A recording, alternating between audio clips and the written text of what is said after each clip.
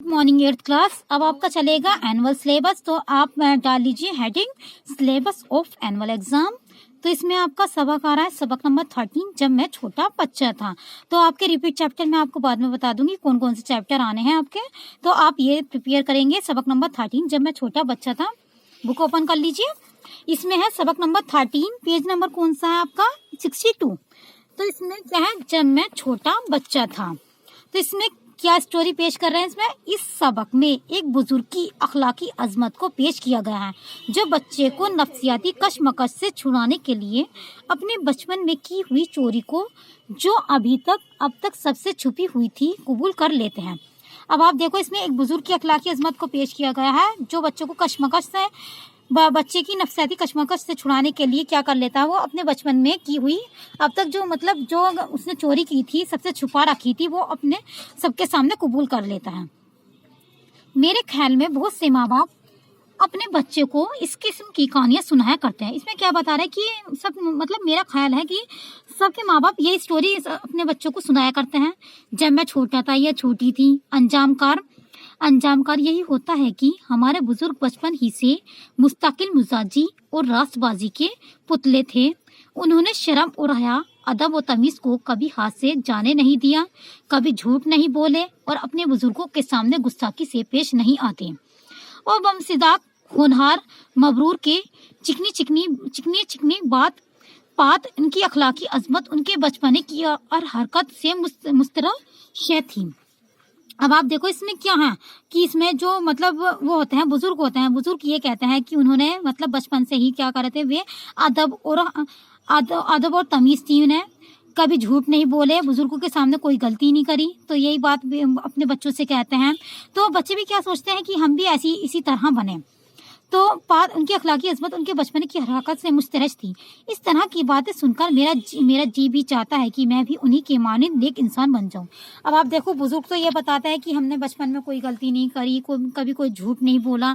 तो बच्चा भी क्या सोचता है कि हम भी नेक ऐसी ही इंसान बन जाए। यही मेरा मुतमईन नजर था। मुझे अपने वालिद एक बहुत बड़ी शख्सियत दिखाई देते थे। दूसरे लफ्जों में वो एक अजीम ताकत थे, जिससे जिले का बड़े से बड़ा हाकिम भी मुनकर नहीं हो सकता था। जहाँ गैर आबाद के सब आदमी उनके आगे ताजीमन सर झुका देते थे और दीवान बहादुर के सिवा उन्हें किसी और लक़ब से याद नहीं करते थे। जहाँ तक मुझे याद है, मेरे वालिद ने खुद ही एक आम पदरानासी पर शफकत रोश अख्तियार कर रखी थी। किसी छोटे के नजदीक आने पर इनका दायां हाथ खुद ब खुद आशीर्वाद के लिए उठ जाता था। उनके बचपने की एक कहानी हम सब बच्चों को बहुत मरगूब थी। अब आप देखो कि एक बच्चा होता है, वो अपने वालिद की कहानी जो है अपने सब दोस्तों के सामने पेश करता है कि हम बहुत से बच्चे हाथों में हाथ डालकर पृथ्वी बल के खुले सहन में बैठ जाते और अपने बुजुर्ग की एक ही कहानी, उनकी जिंदगी का अहम तरीन वाक़या बार बार दोहराते। हम सबको बाबा जी यानी मेरे वालिद की कहानी अच्छी तरह याद थी। स्कूल के पहाड़ों की तरह अजबर और बासी रोटी की तरह मरगूब। अगर मैं इस कहानी का एक लफ्ज भी बदल देता तो बाकी बच्चों के नजदीक एक बड़े जुर्म का मुर्तकब गिरदाना जाता। उस वक्त मेरे चचेरे फुफेरे भाई और बहनें फिलफुआर एहतजाज में उठ खड़ी होते। वो कहानी चूहों के मुतालिक थी और एक तरह से हमारा खानदानी सागा बन चुकी थी। तो इसमें क्या है, वो कहानी कैसी थी, चूहों के मुतालिक थी और एक तरह से हमारा खानदानी सागा बन चुकी थी। कहानी यूं थी। अब आप देखो कि इसमें कहानी सुना रहे हैं कि जब बाबा और चचा देवा छोटे थे, उनके दिल में चूहे पकड़ने का ख्याल पैदा हुआ। अब आप देखो कि बच्चे क्या कह रहा है, जब बाबा छोटे थे और चचा देवा, उनके दिल में क्या था, चूहे पकड़ने का ख्याल पैदा हुआ। उस बड़े से देव सूरत पृथ्वी बल की जगह इन दिनों एक छोटा साख्ता खाल मकान हुआ करता था, जिसमें चूहों के बड़े बड़े बिल थे। चूहे हर रोज पनीर की टिकिया या हमारी मरगूब बासी रोटियां उठाकर ले जाते। अब क्या होता है कि चाचा देवा ने एक पिंजरा लगाया, सब चूहे फंस गए। अब चचा देव जो होता है सब पिंजरा लगाते हैं तो सब चूहे फंस जाते हैं, लेकिन एक चूहा क्या हो जाता है, भागकर सुरंग में घुस गया। वो सुरंग एक लंबा चौड़ा बिल था जिसमें से गुजर कर चूहे जखीरे तक जाते और जखीरे से वापस अपने मकान में आ जाते थे। अब बाबा ने क्या करा था, बाबा ने एक पिंजरे को सुरंग के मुंह पर रखकर उसे शहतूत और बेस्तून और सूखे हुए तोरिए के गोदे और बिये के घोंसले से ढक दिया। अगली सुबह चचा देवा की हिम्मत न पड़ी थी कि वो पिंजरे तक चले जाए, इसलिए बाबा अकेले ही गए, दोहराते हुए अकेले। तो है ना, मतलब वो चचा देवा जो होते हैं उनकी हिम्मत नहीं होती है चूहों के पिंजरे के पास जाने की, तो उसके बाबा जो होते हैं अकेले ही जाते हैं। बाबा उस वक्त क्या थे, बाबा उस वक्त एक छोटे से लड़के थे। उन्होंने कांपते हुए हाथों से पिंजरे पर से पत्ते हटाए तो क्या देखते हैं, वहाँ एक चूहा था पूरे कद का। अब आप देखो कि उसके बाबा, मतलब बच्चे जो है तो अपनी स्टोरी बता रहा है कि उस वक्त एक छोटे लड़के थे, उन्होंने कांपते हुए हाथों से पिंजरे पर से पत्ते हटाए तो क्या देखते हैं कि वहाँ एक चूहा था पूरे कद का। बाबा इतने घबराए कि जूतों समेत दौड़ते हुए चौके में चले गए। हमारे लिए कहानी का ये हिस्सा सबसे ज्यादा सनसनी पैदा करने वाला था। जूतों समेत दौड़ते हुए चौके में चले गए। वो भागकर आए और चचा देवा को आवाज दी।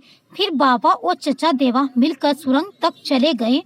उनके हाथ में शहतूत के 2 बड़े बड़े मोगर थे। बाबा ने चूहों को मार दिया, बिल्कुल मार दिया और उसकी खाल खींचकर उसे छत पर रख दिया।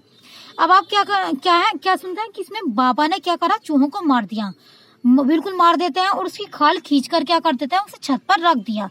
जब खाल सूख गई तो उन्होंने उसकी खाल को किसी और के यहाँ भेजा। उसने और एक आदमी ने उसकी फर बनाई थी, चूहों की खाल की क्या बनाई थी, फर बनाई थी। आजकल बड़ी भाभी के स्वेटर को वही फर लगी है। अब मामला बर्दाश्त की हद से तजावज कर जाता। सब बच्चे झूठ बकवास, बिल्कुल बकवास का शोर बपा कर देते। ये मुमकिन नहीं कि मोटी जरनैल भाभी के खूबसूरत स्वेटर को एक जलील चूहे की फर लगी हो। हमारे अखलाक को बेहतर बनाने के लिए बाबा ने एक उस्ताद रख दिया जो सिवाय हमारे बाकी सब की ताजीम किया करता था। मोहतरम उस्ताद ने हुसूल मकसद के लिए एक अनोखा तरीका इजाद किया। हम में से सबसे ज्यादा मुताबिकत करने वाले लड़के को बाअदब बातमीज का सुर्ख निशान दे दिया जाता था। पहले हम इस जिद्दत को देखकर बहुत मुतासिर हुए, लेकिन जल्द ही इस जिद्दत का असर जाता रहा और इस किस्म का एजाज पाने वाले लड़के को बड़े रश्क को हसद की निगाह से देखने लगे। कभी कभी हम बाअदब बातमीज के अल्फाज में से अदब और तमीज के 2 लफ्जों को अलहदा करके एक बकरी के बच्चे की तरह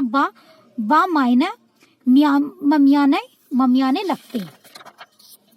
इस तरह का मुतराफ हो कि इस किस्म की हरकत में अंगूर खट्टे हैं का जज्बा कार फरमा होता था। एक शाम को मुझे भी वो एजाजी इम्तियाज दिया गया। मुझे उस वक्त अपने हम जोलिया का ममियाना और मुझ पर एक नूह की गद्दारी का इल्जाम लगाना बहुत बुरा लगा। उस्ताद के तरबियत ने मुझे आहिस्ता आहिस्ता ज़हीन, बाअदब और बातमीज बना दिया। अब आप देखो उनके बाबा ने क्या रख दिया था, उस्ताद रखा था, तो उसके उस्ताद की तरबियत ने क्या बना दिया था, मुझे आहिस्ता आहिस्ता ज़हन, बाअदब और बातमीज बना दिया था, यानी अदब से बोलने वाला और तमीज़दार। मेरे बुजुर्ग बहुत खुश थे कि मैं और बच्चों की तरह गुस्ताख नहीं था, मतलब गलती नहीं करता था, बहुत कम पैसे मांगता था। एक दिन मैंने देखा दीवान खाने में संदूकची के पास जो कलमदान रखा था उस पर चंद आने पड़े थे। मैं एक लैंप को जलाकर इसकी मधम रोशनी में किताब पढ़ रहा था, लेकिन मेरा दिल और मेरी कुव्वत सामिया शहतूत और बेसनों के पत्तों में से गुजरती हुई हवा की सीटियां सुन रहे थे। मेरा मुंह बड़े बड़े लंबे शहतूत खा रहा था और मेरे हाथ पानो कश्ती के चप्पुओं की तरह हरकत कर रहे थे। पृथ्वी बल के बाहर खोई जहांगीर आबाद की मशहूर चीकू बेच रहा था। मैंने सुर्ख निशान को देखा और कांपते हुए हाथों से कलमदान पर से पैसे उठाए। शाम को बाबा आए, उनकी सफेद दाढ़ी मुझे बहुत अच्छी मालूम हुई। मैंने उन्हें बताया कि अम्मा ने मुझे चोरी के इल्जाम में पीटा है। तो इसमें क्या है कि बच्चे क्या कह रहा है कि जब शाम को बाबा आते हैं तो उनकी सफेद दाढ़ी उसे बहुत अच्छी लगती है। तो उन्हें उसने बताया कि मैंने वो बच्चा जो होता है अपने बाबा से कहता है कि उन्हें मैंने चोरी करते हुए इल्जाम में पीटा है, हालांकि मैंने चोरी नहीं की थी। कि बच्चा चोरी नहीं करता है, लेकिन उसकी अम्मा क्या सोचती है कि उस बच्चे ने चोरी की है। तो इसमें आप ये देखिए कि मैं यहाँ तक आपको एक्सप्लेन कर दिया है। तो ये आप है ना रीडिंग कर लेंगे एंड इसकी नकल कर लेंगे, ठीक है। तो ये चैप्टर आप है ना रीड कर लीजिएगा। इस चैप्टर को आपको रीड करना है यहाँ तक। इसके आगे मैं आपको बाद में नेक्स्ट वीडियो में बताऊंगी। अगर किसी को कोई प्रॉब्लम हो तो आप जूम क्लास पर डिस्कस करिएगा, ठीक है। Thank you.